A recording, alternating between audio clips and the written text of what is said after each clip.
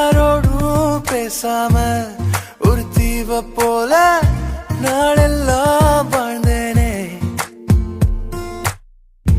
வேரோடு சேராத ஒரு பூவை நம்பி வீழ்ந்தேனே.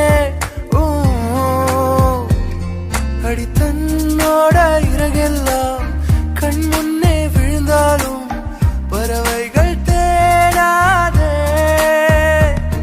அடியானாலும் இறகுக்கு பறவையின் ஞாபகம் எப்போதும் போகாதே.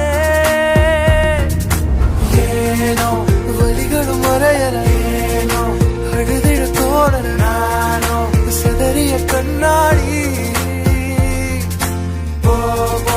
தனிமரம் நானடி, எனக்கு யாரடி.